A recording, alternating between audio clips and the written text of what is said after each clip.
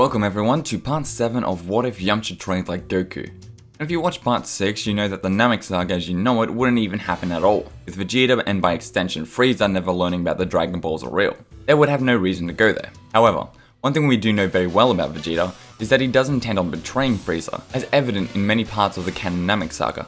But before we start, make sure to like and subscribe as it really helps me out.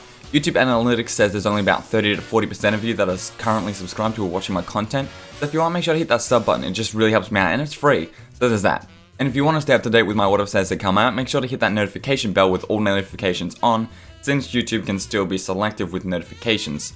It's a broken system, but YouTube still wants to keep it around, so that's that, I guess. But with that out of the way, let's get into this part. Like I hinted a bit in the last part, I would see this Vegeta returning to Earth after healing from his injuries. And to be fair, most of the time it takes him to heal is actually just spent in space travel. So I say it would take him about 2 months before returning back to Earth again. In the meantime, everyone on Earth basically go back to their day-to-day lives.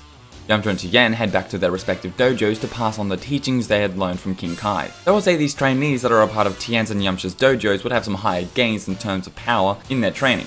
And in those 2 months, I would even say that Tien and Yamcha pass on the Kaio-ken technique to their students. This does include Tao, even though his and Tien's relationship is a strained one at best. Though Tien does recognize that Tao showed up to the Earth's defense, and knowing that if Tao steps out of line that he could handle it himself. So Tien here is willing to give Tao this one. Though since Tien and Yamcha have only just learnt the technique themselves, it does take them a while to pass it on, giving the characters Tao, Yurin, Chaozu, Nam, Hercule, Pamphlet, Chopper, and even Jiaozi and Videl be able to use Kaio-ken times 2 after those 2 months of training. Meanwhile, back at Mount Paozu, we find Goku, Gohan, and what's this? Piccolo is here too.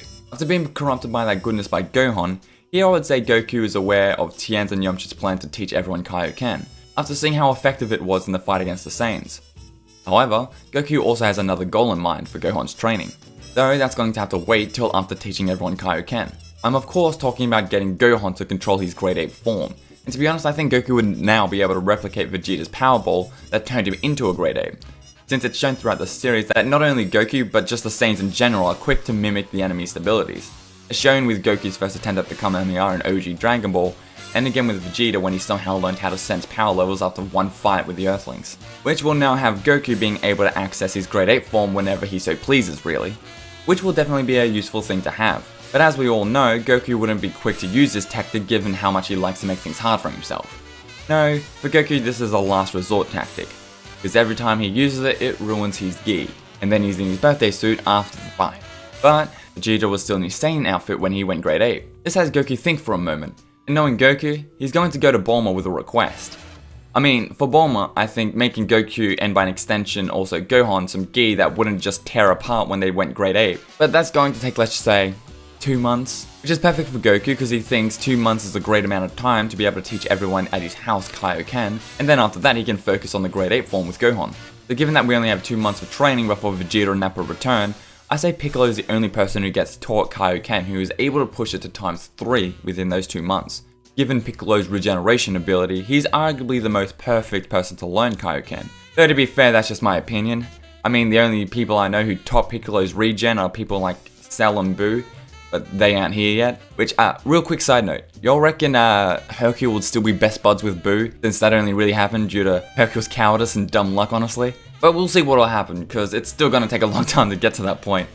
So let's just take it one part at a time. So basically everyone who wasn't able to go to King Kai's the first time around basically still get his signature technique anyway, though they cap out at times 2 and times 3 for Piccolo. But I will say that Yamcha and Tien in this time were able to push their Kaio-kens to times 4. I'd say Krillin falls a little behind here as he's still basically training by himself given that Krillin tends to chill with Roshi, and Roshi's not the biggest on training anyway. But even still in this version, still more than he is in canon, obviously. Whereas Tien and Yamcha do have a dojo to run, with some students who are actually quite powerful, and since Roshi knowing the battle with the Saiyans was won, is taking some time off to relax the stress off a bit, though that doesn't last long before he's summoned to the lookout by Kami. Because remember I did say Roshi was someone Kami felt could replace him someday, though Roshi hasn't really done anything about that perverted nature of his still, so Kami keeps him there to train that out of him himself. So I say Roshi takes about a month-long rest before heading to Kami's lookout, Krillin following close behind, mostly to play his training partner for his old master. I should note that Krillin does train the entire time, just 1 month he was more alone at Kame House. But after the 2 months are up, Vegeta and Nappa return to the Earth, stronger than they were before due to the Zenkais they received after their first battle on Earth, but still not strong enough to know that they could win. And interestingly enough, this time they did not bring their scouters. Much like Vegeta does in canon, it only takes the one fight on Earth for Vegeta and Nappa to get a grip on the ability of sensing energy. The duo are quick to head to the strongest power level they could sense, this very obviously being Goku.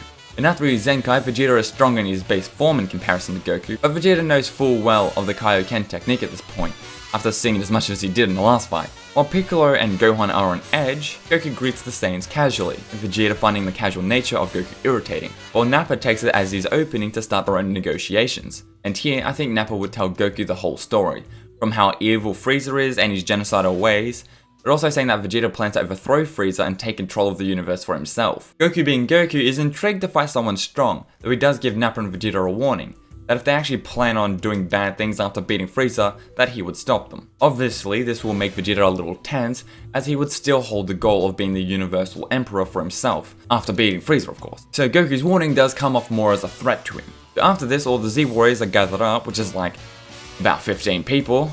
So ironically, due to this move, Vegeta and Nappa basically have a small mercenary force to fight Frieza with. But first things first, with a team of this size, they'd need a much bigger ship. So Bulma is called up and using the cannon as a kind of measuring stick for how long it would take to reverse engineer the spaceship tech. And back then it took about an extra 2 months, and Vegeta isn't exactly the most patient type, and I think Nappa is even worse at waiting around, just based on the 3-hour wait they had to do for Goku's arrival in canon. Goku does ask Vegeta and Nappa if they plan to stick around for that extra 2 months, as Bulma is already fast at work on the ship. However, Vegeta here still has his shattered ego after his last encounter with the Earth. So he and Nappa aren't hot on the idea of sticking around and doing nothing for those 2 months, and decide to head back to their pods, as Vegeta seems to have a plan of his own. But before leaving, Vegeta does tell the Z-Warriors to prepare for a war basically, with literally only Goku and Pamput being excited about this. Everyone else is a little more tense. Vegeta and Nappa then head back to their pods and blast off as quickly as they can, because Vegeta here has a plan, but I'll get into that a little more when it's more relevant. So after the meeting, Gohan, Jowsy and Videl are all interested in going into space, cause like, what kid wouldn't be starstruck with the opportunity to go into space? Videl is easily allowed to join since, well, Hercule doesn't really have anyone to argue against about bringing her into space. If you all can read between the lines, you'll notice that was a bit of a dark joke. Jowsy, I don't see why she wouldn't be allowed to come along too, given the personalities of her parents. How Launch might even come too, but I'll leave that up to you guys, just for some fun. But, as for Gohan, yes, Chi-Chi is going to try stop Goku from taking him, but after Goku uses Jowsy and Videl as a kind of bargaining chip, try to convince Chi-Chi to let Goku bring Gohan with them. But also side note, I think in these 2 months, I think Goku would be able to teach Gohan how to control his Grade 8 form. Though isn't enough time to also teach Gohan the Power Ball or how to combine the Grade 8 form with Kaio-ken. But Gohan would still be able to have the Grade 8 form under his belt. As for Pamput, Chopper and Hercule though, they do train together intensely at Yamcha's dojo for the 2 months they have before the ship is complete. The same basically goes to Yuren, Chiaotzu, Nam and Tao, though predictably Tao is a bit more to himself than everyone else, still showing signs of his disagreement with Tien's teachings, though Tao keeps his opinions to himself here, as I'm sure he'd be aware of the stakes. Krillin and Roshi stick to the Kami's lookout and continue their training there. Tien and Yamcha actually train together, in an almost solitude-like state for those 2 months. Yamcha leaving Jowsy in charge of his dojo while she also trained with Yamcha's pupils, as well as Videl, as obviously she'd be here since Hercule is. And lastly, Goku, Piccolo and Gohan train together, which I find a little funny since in canon this training group only happens when they are training for the androids, who in this timeline are yet to appear or even be announced. But I do want you guys to also think about these future arcs, and how this timelines of heroes would go about dealing with them. But meanwhile, somewhere in space, Vegeta and Nappa are zooming through with some destination in mind. Not long before they do touch down on what seems to be a barren planet devoid of any life at all. But standing before the same pods as they open is a gigantic tree with a bright orange spiky fruit ripening along the branches of this tree. This, if it isn't already obvious by my description, is the one and only Tree of Might. This leading to the confrontation of the Crusher Core and Vegeta and Nappa. Amont being the first to arrive to greet the Saiyans, or rather have a tense standoff with the Saiyans. But Vegeta asks Armand outright to see Turles, though Armand doesn't move an inch, instead telling Nappa and Vegeta that if he wants to see Turles, they'll have to go through him. Vegeta just extends his hand and scoffs, before blasting Armand away with a little effort. Beast Mode. Vegeta says before they are suddenly surrounded by the entire Crusher Corps. Vegeta and Nappa ready themselves for a fight as Turles waves his men down to stop the fight. Turles being a space pirate would have some form of brains to be a leader after all, and after seeing a mon being taken down so easily has him on edge. Though in typical Turles fashion, he does hold on to a piece of the fruit in case things turn sour. Now why is Vegeta even here, I hear you asking? Well, after managing to convince the Earthlings to join his cause against Frieza, even if the alliance is shaky at best, and without the goal of immortality to try beat Frieza, he's going after the next big thing, fruit from the Tree of Might, in hopes that it'll make him more powerful than Frieza, and even Kakarot and his friends. Basically, Vegeta's playing this move solely because he knows once Frieza is dealt with, Goku and the others will just return to standing in his way from taking over the universe. But also knowing Vegeta, he's smarter than just attacking Frieza outright, giving his military experience, especially alongside Nappa as well, since, just being honest, just by virtue of being older than Vegeta, by a pretty significant margin, Nappa would likely have more combat experience than Vegeta. Still, Vegeta is still a bit of a prodigy himself, being a natural born elite. Bringing up Vegeta and Nappa's military experience as a way to basically tell you they aren't going to attack Frieza directly, at least not right now, but rather doing stuff like cutting off supply lines and attacking some minor planets under Frieza's control to try and weaken his empire. So here we find ourselves with Vegeta making another unlikely alliance with Turles and his Crusher Claw, though they are still a man down. Rip in peace, Amon.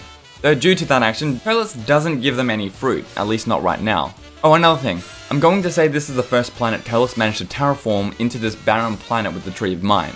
But I do have a question for you all. How many fruits do you think Turles has / brings with him? But before Vegeta and Nappa leave this negotiation, Vegeta and Nappa do give Turles and his Crusher Core directions to Earth.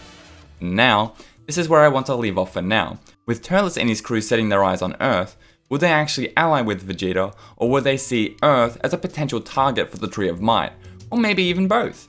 But I'll leave that up to you guys to decide for now. I say this because it could also be subject to change. But that's all there is for now. I do hope you guys did enjoy this part, and I know this part has its lack of combat compared to like every other part, but it's also to help set up the future parts in this arc.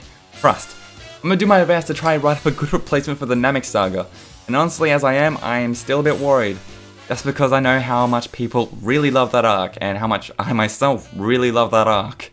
So I'm trying my best to offer something interesting and hopefully entertaining at the same time.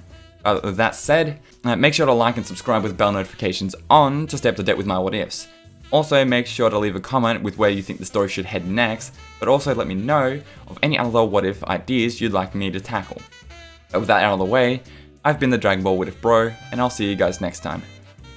Hopefully sooner rather than later.